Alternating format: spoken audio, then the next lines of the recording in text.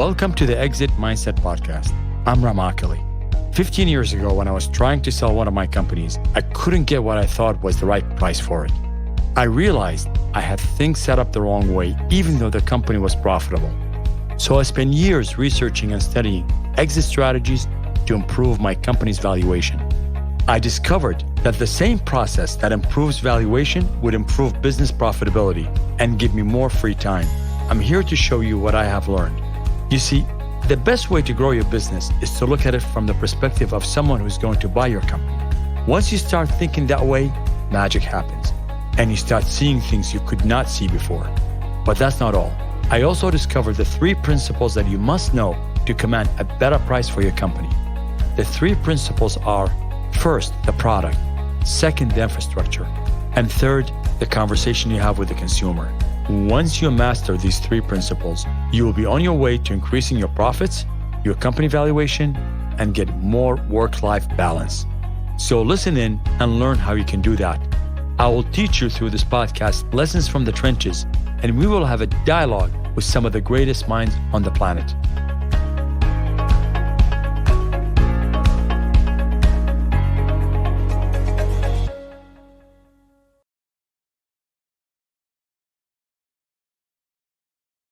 Do you ever wonder why sometimes, no matter what you do, your teams don't set up correctly, and you're trying to make them work a certain way, you have certain objectives, but it never seems to shake down in the way you want it?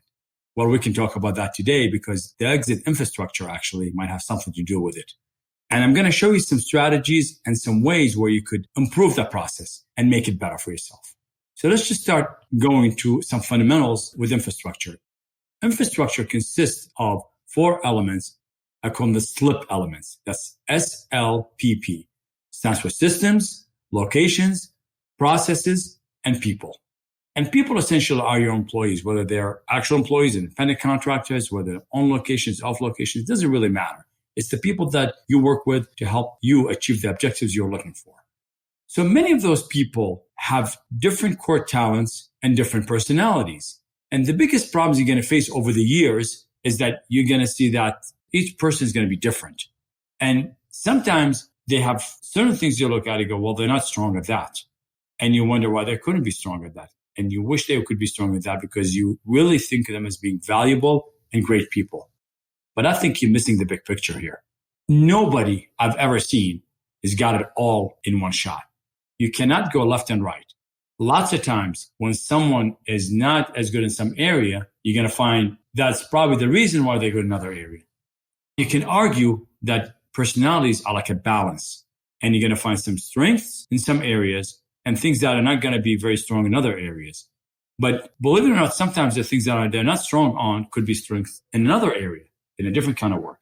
So the idea behind this, how can you set up a good team when everybody is not good at everything, which is, by the way, not reality. Everybody's going to be doing something, including yourself, because you're not going to be good at everything. And that's one of the reasons you have other people helping you, because you're not good at everything in the world. You're going to be good at some things, and they rely on you, but you got to rely on them. So the trick to this is to do the following. Combine people in a way where it maximizes the strength of the company and the objectives you're trying to achieve. The way this works is this way, is that you try to identify what each person has in terms of their biggest strength and the things that they're really good at, and combine that with somebody that has strength in an area that they need to achieve the objective. To do that, you can use multiple techniques. One of the techniques we use in companies is something called primary and secondary sheets. Other ones would be just listing characteristics of people where they're strong at and trying to see if we could combine them with others that are strong in the other character. So the biggest thing for you is to find the core competency of what that individual has. And that, by the way, takes time and experience. First of all, you got to be attuned to people and understand what they're looking for. Because if you don't understand what they're looking for in terms of what they want, in terms of their likes and dislikes, what they're comfortable with and not comfortable with, you will probably be assigning the wrong work to the wrong person on the job. The idea is that to find the right kind of work that the person enjoys and wants to do and is excited about, and assign them that work. That would be right work for the right person. In many organizations I've seen, They bring in people and just assign them to a job and say, here's the job, and go in and go do it. And that works out sometimes. But in my opinion, most of the time, that doesn't work out very well unless you really, really try to understand, is that job conducive to what that person likes to do and wants to do? And I'm going to give you a strategy or a tactic actually for doing that, is that simply ask that person or assign them the job and see if they get excited about it, they want to do it. Now, of course, just because someone is excited about a job doesn't mean they're going to do it very well, because sometimes people have sort of momentarily excitement about a job. But if you take someone and assign them something and you find that they actually liked it and they want to do it and they give you good result, and most of the time it is what they do, what they bring back to you is what is the actual indicator of whether they really are fit for the job or not. So you find that they've done it well. You follow up with another one, another assignment in that area. Then you follow up with a third assignment. And if you find that person always is doing that thing that makes the job really well, is when you really have discovered where their true ability is and where they should be at. And I find that in many cases, you can then add another area to them and see if they bite on that one or not. And ultimately, sometimes they do and sometimes they don't. And if you do that a few times with someone, you get to discover where they're good at. And if you use your experience in knowing how people work, you're going to be able to direct them in the right direction. And I find that the best way to assign jobs to people is assign them the jobs that they really, really want to do, they enjoy. It's the worst thing in the world for you to go the other way around. And if you want to build good infrastructure for your company, an infrastructure that you want to exit from, meaning that you want to sell to a buyer, then when you sell it, you want to have the right people in there that are happy with the work that they do. Remember, people have to be fulfilled in their jobs. And people are only fulfilled if they're doing the work that is meaningful to them and they enjoy doing. And the world runs that way. People are like your thumbprint. It's different than anybody else out there. So every individual is different than the other person. You always got to figure out what is it that they want to do. And if you build an organization in that way, you're going to find your infrastructure is great and you're going to have an easier time exiting the company. Now, we always talk about this whole thing is not necessarily about just exiting the company. It's more about also creating a more profitable company and a company that gives you more time and freedom. And nothing would give you these things more than employees that are doing the work that they want to do. They're enjoying their work. They're growing. They're thriving. They know there's growth in your company. So that's what you want to do. Now, you have to combine the projects and the jobs and the kind of work you're trying to achieve and accomplish in your company with the type of personalities and abilities at the same time. So if you combine personalities and abilities and you take someone who's good in one area, but they don't do well in another area, but you bring somebody else that does well in that other area that this person doesn't do, but they are not as good in the area the first person is good at, now you accomplished it. Now you got it right. And you let people do what they're supposed to do. So again, this boils down another subject, which is micromanagement versus people doing what they want to do. And when I say that, it means that give people the freedom to exercise judgment and to be able to make mistakes. And when that happens, you're going to find that you're going to succeed, your people are going to be happier, and you're going to have a company that's growing, an infrastructure that keeps growing in a positive way. So remember, the exit mindset is about building certain steps. Some are very methodical that you got to do a certain way, but some of them require thinking. Remember, and slip, the employee part of it is there because you need thinking. You can't run a company by computers, machines alone. It doesn't work that way. You will still need humans to think, create, produce, and care to get your objective. One of the most important things you got to realize is that you cannot overload people with different tasks and different jobs that don't necessarily belong to them. What you want to do is segment your infrastructure when it comes to people in a way that allows each person to be assigned one type of work. Now, I'm not saying to you give them one item or they have to do one item, but maybe you can do multiple items. But it has to be synergistic. It has to flow well within their psyche, with their desires of what they want to do, and with the objective of the company. So if you align all these three together in the right way, and you do not just pile on different types of work in different areas that don't make any sense just because it can be done, and probably it is done by someone, but at the end of the day, you really aren't building an exit infrastructure. All you're doing is building regular infrastructure that probably doesn't allow you to achieve the goals you're looking for, which is, again, profitable company with a lot of time and high valuation. Keep in mind, if you start building people in that way, each one of your people is going to be equivalent to 3 to 4 people, believe it or not. That's how you leverage. So if you have a team of 10, I've seen companies that are 10 people equivalent to 30 people somewhere else. Why? Simply because those people are working so seamlessly in an organized manner.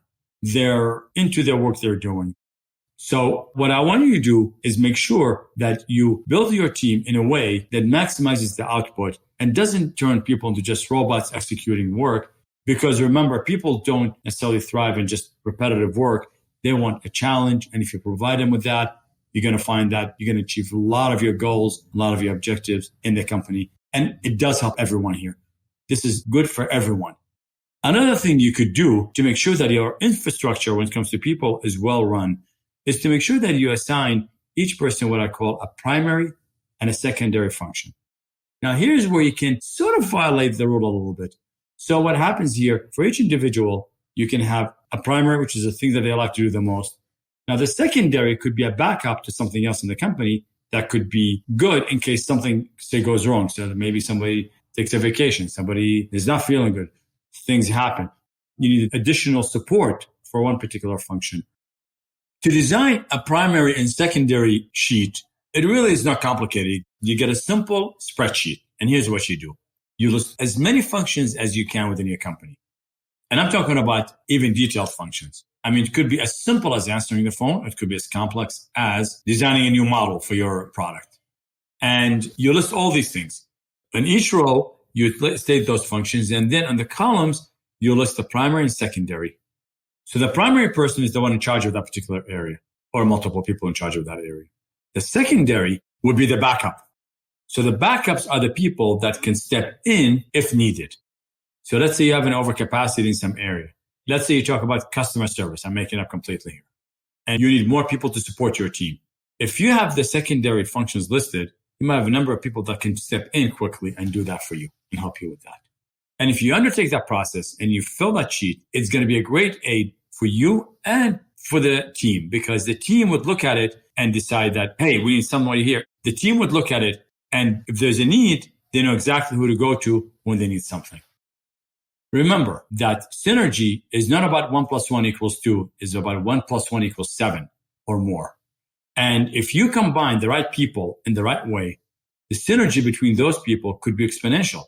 So you might have 10 people, but their brain power and the amount of output that they create and the amount of intelligence they exert on the production that you have there could be equivalent to 40 people. And that will be obvious in the output you create in the company and in the organization you have in there. So you'll notice all these things. And when a buyer comes in and says, I want to take a look at your company because it's interesting to me, I want to pay you for it.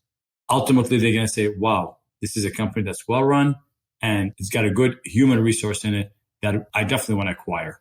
In addition to that, you don't even have to take it that far. Just look at the benefits you would get and you might decide, I would love that company. I love the business I'm in. I want to keep it forever. So if you have any questions, feel free to email me, askrem@exitmindset.com. Remember, action is everything. Use it or lose it. I'll see you in the next episode. You've just listened to the Exit Mindset podcast with Ram Akili. If you haven't yet subscribed or followed, please do so in your podcast listening app. Or better yet, visit exitmindset.com to join the conversation, access the show notes, and discover our bonus content. Lastly, we want to help as many business owners as possible. If you know anyone who could benefit from the information given in this podcast, please feel free to share it with them. Until next time.